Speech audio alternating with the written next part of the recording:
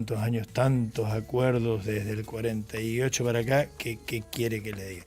Pero para que nos explique, nos enseñe, nos ponga en autos, él que sabe, lo tenemos al profe Eduardo Jorge Bior. ¿Cómo anda, don Eduardo? Bien, aquí estamos, aquí estamos.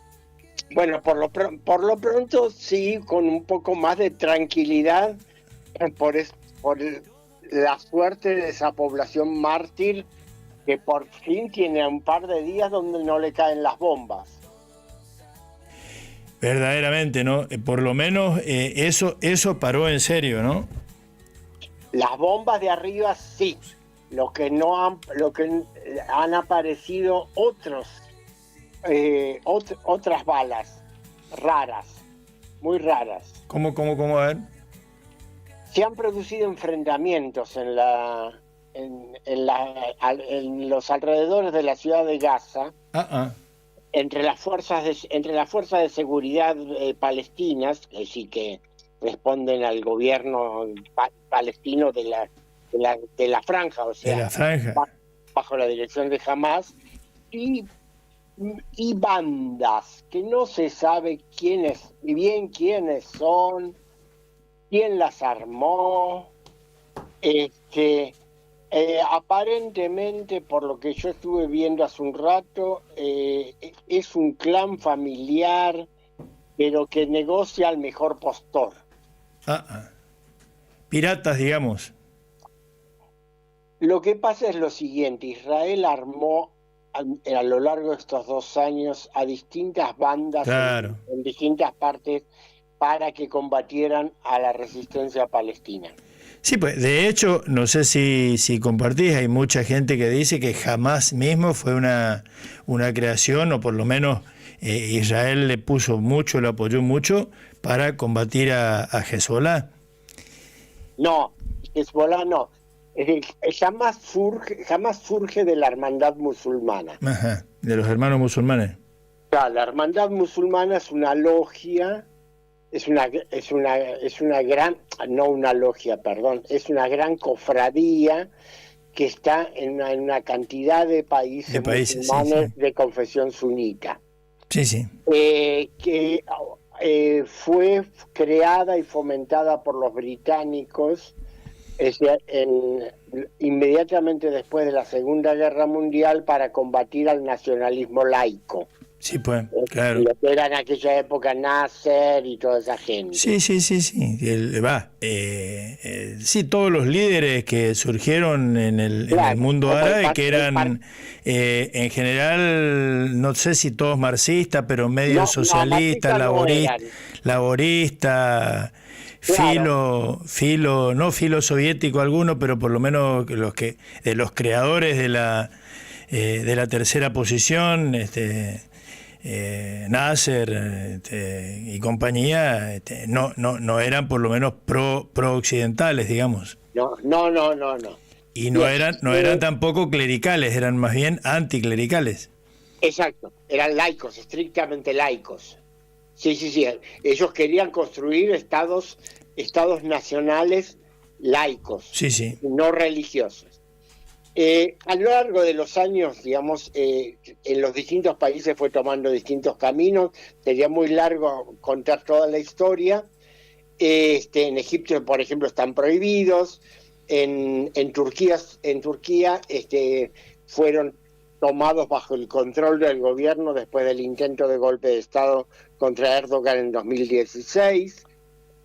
Existen en distintas partes. Sí, de hecho, si no recuerdo mal allá mi infancia, Nasser llega al poder justamente después de liquidar a los hermanos musulmanes.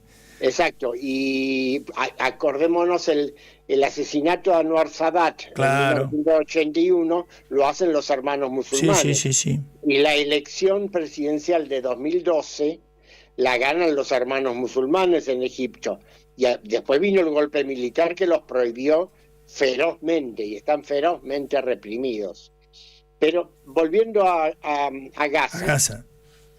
A partir de 1987, en la época de la primera intifada, del primer alzamiento de la resistencia palestina en los territorios ocupados, Israel, aprovechando a un jeque ciego, que estaba en la Franja de Gaza, crea esta organización para oponerse a las fuerzas de Al-Fatah, de la Organización de Liberación de Palestina. Sí, de la OLP.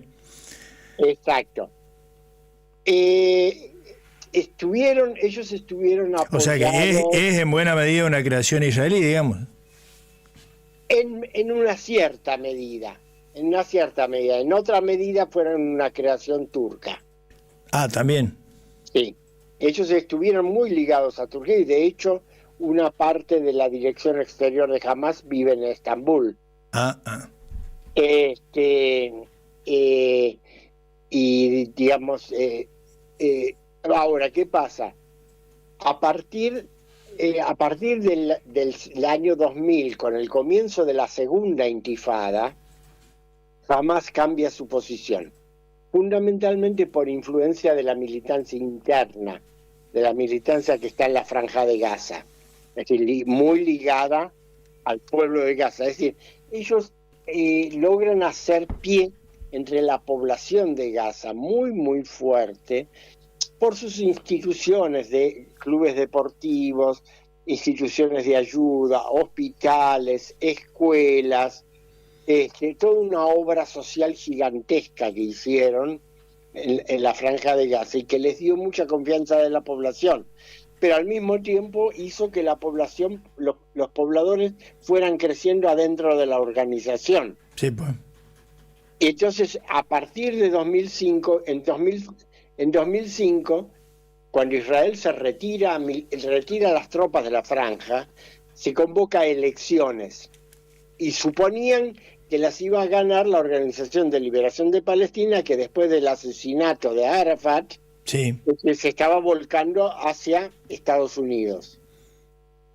Como está ahora la Organización de Liberación de Palestina, es pro-norteamericana. Y no, la paradoja es que la gana Hamas. A partir de 2006 ellos tienen el gobierno de la zona.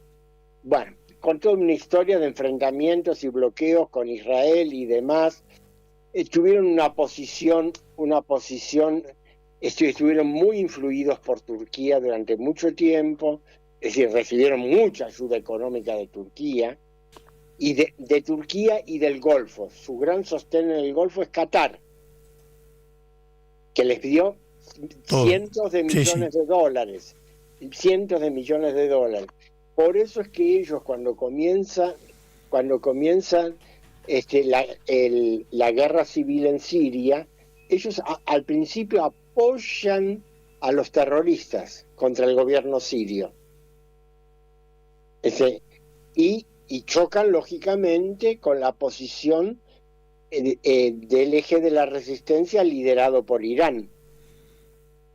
Pero después, a partir de que, digamos, de la intervención rusa en Siria, de que los terroristas comienzan a ser repelidos, que el ejército sirio comienza a recuperar el control del territorio, también la política turca comienza a mediar, así como es Erdogan, que hoy está en un lado, mañana está en el otro, ¿no? Y es el vaivén permanente, y entonces jamás se reconcilia con el gobierno de Siria, de Bashar al-Assad, y a través de eso se reconcilia con Irán. Bueno, ¿y ahora? Actualmente, a ver, estos 2 años de guerra lo que han provocado es un afianzamiento gigantesco de la organización en el pueblo de Gaza. Además, claro, con el asesinato de todas las direcciones anteriores por parte de Israel, le han hecho un favor en realidad porque la han renovado y la han rejuvenecido. Y han surgido una cantidad nuevos líderes. Una cantidad enorme de nuevos líderes y jamás perdió más o menos 20.000 efectivos en la guerra contra Israel, pero al mismo tiempo reclutó una cantidad X muy grande de jóvenes gazatíes. De nuevos militantes. Exacto. Al mismo tiempo, y esto estoy citando aquí un informe oficial israelí de agosto pasado, al mismo tiempo, ellos lograron mantener la administración de la franja bajo los bombardeos. Y es más, hasta llegaron a poder mantener el pago de los salarios, aunque una quinta parte de lo que la gente cobraba antes, y a veces ni siquiera les dan dinero, sino que les dan bolsas de alimentos. Pero se mantiene la administración civil de la franja. Bueno, y ahora Eduardo, ¿quién va a gobernar en la franja? ¿Se retira las tropas de Israel? ¿Aparece? Acabo de decirlo, Tito. Acabo de decirlo. ¿Quién va a no importa quién va a poner la careta para firmar como gobernante de la franja. La franja la va a gobernar a Hamás. ¿Va a seguir gobernando Hamás? De hecho, ellos ya dijeron, las cuatro organizaciones de la resistencia palestina ya dijeron que ellos no tienen problema con un gobierno independiente, apartidista, palestino. Pero que no aceptan. Claro, pero independiente palestino no es Hamás. Sí. ¿Sí? Claro, no es, serían técnicos. Eso es lo que no entendí, que me expliqué. Un gobierno tecnocrático palestino, decía el texto original de los 20 puntos de Trump. No decía palestino, decía un gobierno tecnocrático, pero subordinado en el proyecto de Trump, subordinado a una autoridad extranjera. Sí, pues a los 4 estos que van a estar ahí. Exacto. Pero los palestinos ya dijeron que no. ¿A eso no? No, a ver, ¿qué van a hacer? Me imagino yo. Si no se puede discutir ese punto, le van a decir formalmente que sí, y va a haber un gobierno que no va a tener ninguna autoridad. Es decir, la autoridad real sobre la franja la va a seguir teniendo Hamás. ¿Y Israel va a tolerar eso? ¿Tiene otra alternativa? Después de la gigantesca derrota que acaba de sufrir. Vos decís que de esto termina derrotado Israel, sobre todo por la presión internacional, la posición de los países europeos, sobre todo novedosa, digamos, Inglaterra, Francia, otros países importantes que aprobaron por primera vez algo impensable, tal vez hace un año, la existencia de un Estado palestino. A ver, son varios factores. En primer lugar, para dimensionar quién ganó y quién perdió, hay que fijarse cuáles eran los objetivos de cada contrincante. Israel se propuso 3 cosas: destruir a Hamás, erradicar a la población palestina y reocupar la franja. No lo pudo hacer. No pudo alcanzar ninguno de los 3 objetivos. Pero destruyó todo. Sí, pero eso no es vencer. Para vencer en una guerra vos tenés que lograr que tu adversario deje de tener voluntad de luchar. Y eso no se consiguió. Eso no sucedió. Por lo tanto, la conclusión fría es: Israel fue derrotado. ¿Tan así? ¿Hay alguna otra alternativa? No. Yo creo que sí, que la presión internacional sobre todo hizo que Netanyahu, que tiene serios problemas internos, además, ya nos lo contaste también, no tuviera más remedio que aceptar la presión final de Trump y firmar esto. Fueron 3 factores. Fue la resistencia palestina en Gaza, fue la resistencia civil de gran parte de la sociedad israelí adentro de Israel, y la movilización de la opinión pública en Estados Unidos y Europa Occidental, que aislaron políticamente a Israel. Cuidado, pongo el acento en lo político. Político, sí. Porque Israel no está aislado económicamente. y esto también juega un papel en esto, el principal socio comercial de Israel es Estados Unidos. Pero ¿sabés cuál es el segundo? Ujú. La República Popular China. También, mirá vos. Y tiene además fuertes lazos comerciales con Rusia. Sí, sí, con Putin seguro. Putin varias veces intervino. Entonces, si juntamos el aislamiento político con el mantenimiento de relaciones comerciales y económicas, donde los socios comerciales obviamente le tienen que decir en algún momento, bueno, muchachos, ¿hasta cuándo vas a seguir con los fuegos artificiales? Yo quiero hacer negocios.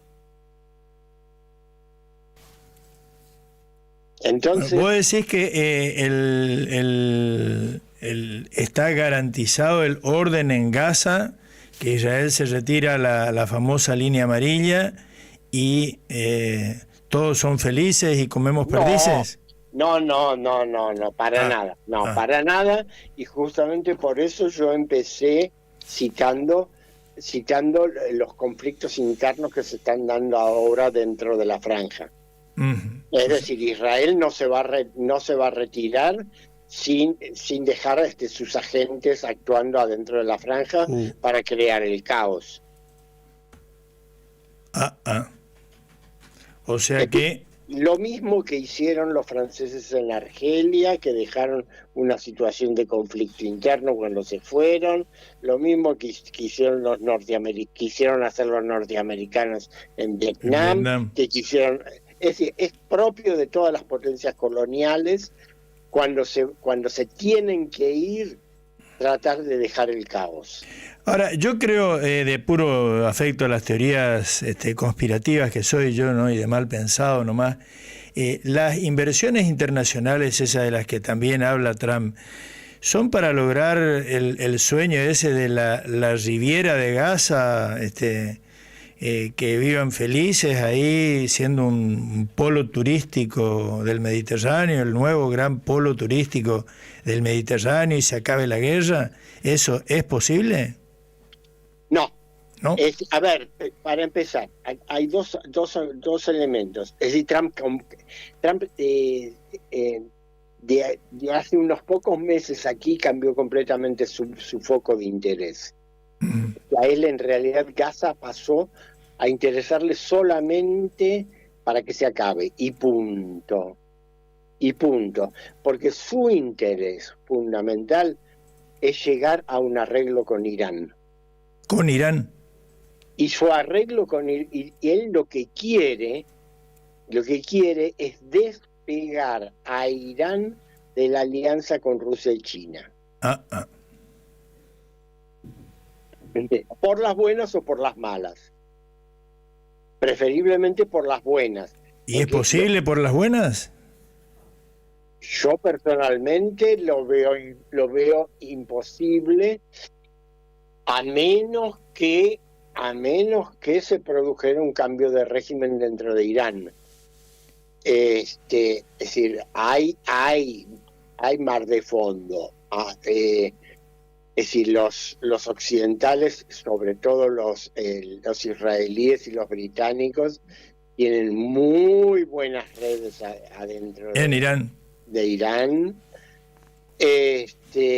Y obviamente en una situación de emergencia duradera que ya lleva mucho tiempo, hay algunos sectores de la población iraní que están descontentos. Sí, pero lo que a mí me dice gente bien informada del interior es que no importa cuánto maldigan la ineficiencia y la corrupción del gobierno, los iraníes son demasiado nacionalistas como para partir el país en un momento de riesgo. Mirá.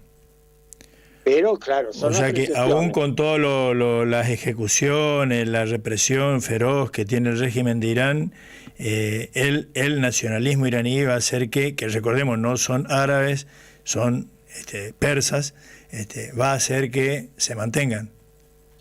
En principio, todos los datos indican que la inmensa mayoría de la población, sobre todo en el interior y en las zonas rurales, apoya al régimen revolucionario. Es decir, la resistencia al enfrentamiento está en círculos fundamentalmente de clase media. Sí, pues intelectuales y en compañía. Teherán, en Isfahán, y después hay algunas resistencias regionales de los distintos grupos étnicos, ya sean los azeris en el norte, cerca de la frontera de Azerbaiyán, que está entre Azerbaiyán, aliado de Israel, y el Kurdistán iraquí, donde Israel tiene una base. Sí, señor. Y ya nos perdimos ya todo ahí en el mapa del Medio Oriente. Acá tenemos una... La última. ¿Y en Cisjordania qué va a pasar? No lo sé. Cisjordania es una catástrofe. Porque si Israel cada vez más avanza, le sigue quitando la tierra a los palestinos. Sí, pues. Ha cortado el territorio con su construcción de colonias. Ahora ha aprobado la construcción de nuevas colonias en el este de Jerusalén, de modo de separar Jerusalén oriental. ¿Ese puede ser el nuevo foco de conflicto? Pero el problema allí es que los palestinos, al estar tan fragmentado el territorio, tan fracturado, vos haces en Cisjordania, vos haces 3-4 kilómetros y te encontrás con un control militar israelí. Sí. Mirar el mapa en las ilustraciones que hay en internet, realmente uno dice, y esto es un territorio, ¿no? Parece claro. Por eso es que para mí la propuesta de 2 estados está muerta. Es imposible de realizar. Imposible, decís vos. Yo 2 estados no lo veo. Yo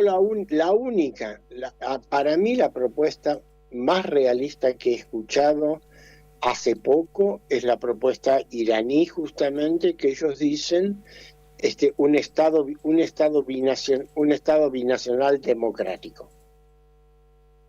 Eso es la propuesta. ¿Donde convivan palestinos y judíos? Donde convivan palestinos. Bueno, de hecho, en el actual Estado de Israel hay un porcentaje de población árabe. Perdón, en Europa ha habido también. Sí, pues sí. De mucha guerra. Es decir, se puede acudir a una organización cantonal, como en Suiza, como en Bosnia y Herzegovina. Y que poco a poco, a lo largo de los años, ¿viste? Obviamente hay una cuestión básica que la planteaba hoy Estela Caloni, por quien tengo un respeto gigantesco. Para quien no la conoce, es una vieja periodista argentina de dimensión latinoamericana que tiene 90 y algo de años. Epa. Y sigue escribiendo. Estela Caloni dijo: es imposible que se termine el conflicto sin que haya un proceso serio de castigo de los crímenes de lesa humanidad cometidos por las autoridades israelíes. Por lo tanto, el Tribunal Penal Internacional tiene que seguir actuando. Sí, pero Trump no quiere saber nada con eso y no sé quién...